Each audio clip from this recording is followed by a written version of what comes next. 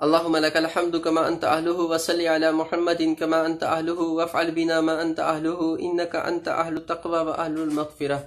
بسم اللہ الرحمن الرحیم۔ رمضان المبارک کا پہلا بابرکت عشرہ اختتام پذیر ہوا اور رمضان المبارک کا دوسرا عظیم الشان عشرہ شروع ہو چکا ہے۔ رمضان المبارک کا دوسرا عشرہ بنسبت پہلے عشرے کے زیادہ رحمتیں، زیادہ برکتیں، زیادہ نعمتیں سمیٹے ہوئے ہے اپنے اندر۔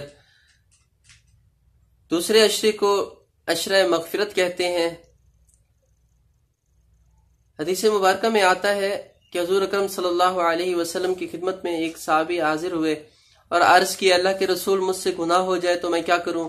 حضور اکرم صلی اللہ علیہ وسلم نے فرمایا کہ توبہ کرو، اللہ معاف فرمائیں گے۔ صحابی نے عرض کیا، اللہ کے رسول دوبارہ گناہ ہو جائے تو میں کیا کروں؟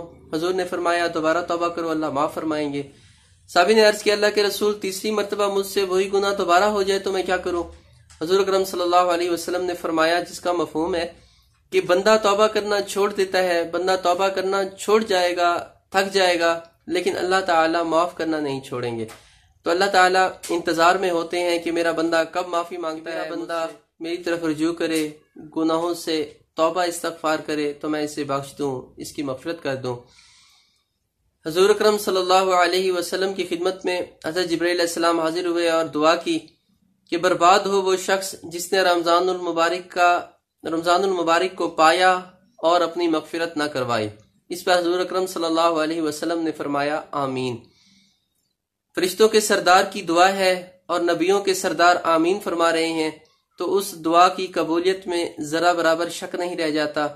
تو رمضان المبارک کا دوسرا عشرہ مغفرت کا عشرہ ہے۔ اس میں اللہ تعالیٰ سے اپنے گناہوں کی مغفرت طلب کرنی ہے، زیادہ سے زیادہ استغفار کرنا ہے، اللہ تعالیٰ سے اپنے گناہوں کو معاف کرانا ہے۔ اللہ تعالیٰ گناہوں کو صرف معاف نہیں فرماتے بلکہ ان گناہوں کے بدلے میں نیکیاں عطا فرما دیتے ہیں۔ کیسی شان کریمی ہے اور شان رحیمی ہے کہ کیے تو ہم نے گناہ تھے اور ہم ان گناہوں پر، ان اپنی غلطیوں پر اللہ سے توبہ کر رہے ہیں، اللہ سے معافی مانگ رہے ہیں، تو بجائے اس کے کہ اللہ تعالیٰ ہمیں صرف معاف کر دیتے، بلکہ اللہ تعالیٰ معاف بھی کرتے ہیں، اس کے بدلے میں اللہ تعالیٰ جو ہم نے گناہ کیے تھے ہر ایک گناہ کے بدلے میں اللہ تعالیٰ نیکی بھی عطا فرما دیتے ہیں۔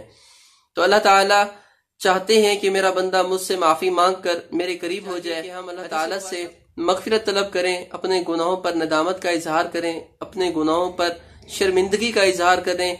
دوسرے عشرے کی دعا ہے، استغفر اللہ تعالی ربی من کل ذنب و اتوب الیہ۔